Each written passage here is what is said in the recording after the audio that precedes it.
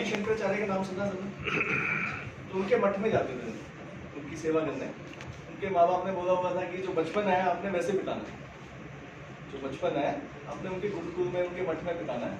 वो आपको पढ़ाएंगे, लिखाएंगे, आपको सब कुछ सिखाएंगे, आपने उनकी सेवा करनी है। तो वैसे ही हुआ।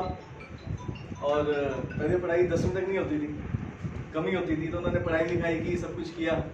और जब उनका पूरा गुरुकुल खत्म हो गया तो शंकराचार्य ने बोला कि अब आप जाओ, अब अपने घर जाओ। उनका जो घर था, क्योंकि वो दक्षिण में रहते थे और जो उनका घर था वो उत्तर में था, तो आप अपने घर जाओ, लेकिन आपको पैदल जाना, आपने अपने पैदल यात्रा करके जाना। तो वो यात्रा पर निकल गए। अब जब यात्रा पर निकलते हैं तो सामान शंकराचार्य जी ने दिया, उन्होंने अपनी गुरु दक्षिणा दी, वो अपना सामान लेके गए यात्रा का, है ना।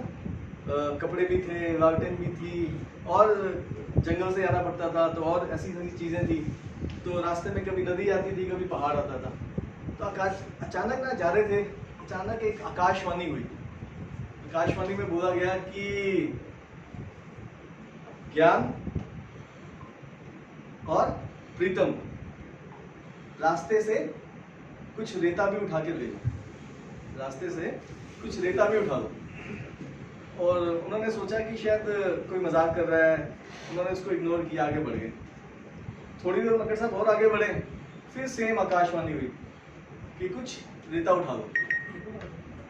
उन्होंने नहीं उठाया, एक दूसरे का मुंह देखा, सोचा कि उठाएं कि ना उठाएं। कहते सामान और बहुत ज्यादा है, और सफर में अगर ऊपर भी जाना है, नीचे भी जाना है, कभी पानी के बीच में से जाना है, तो रेता उठा के मुझे नहीं लगता कोई फायदा होने वाला। उन्होंने उठाया नहीं। तीसरी बार फिर आकाशवाणी हुई कि ज्ञान प्रीतम थोड़ा सा रेता उठा लो।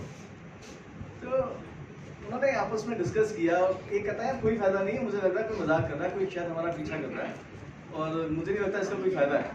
लेकिन ज्ञान ने फिर भी ना थोड़ा सा रेता उठाया, अपने बैग में डाला, और फिर भी चल पड़ा। एक ने उठाया, एक ने नहीं उठाया, फिर भी सफर चलता रहा, आगे बढ़ते रहे। फिर दोबारा एक बार आकाशवाणी फिर हुई, कहते थोड़ा सा रेता उठा लो। लेकिन उनको लगा इसका कोई फायदा है नहीं, क्योंकि रेता उठाने से वजन भी बढ़ गया था, उनको मुश्किलें भी आ रही थी, वो उठाया नहीं। कुछ समय बाद वो अपने यात्रा उनकी पूरी हुई, वो अपनी मंजिल पे पहुंच गए। और जब यात्रा पूरी होती तो क्या करते हैं, सब सामान उतार देते हैं। तो उन्हें सामान उतार के देखा, तो ज्ञान ने जो कुछ रेता हुई थी उसे खोल के देखी, जब वो रेता नहीं सोना था।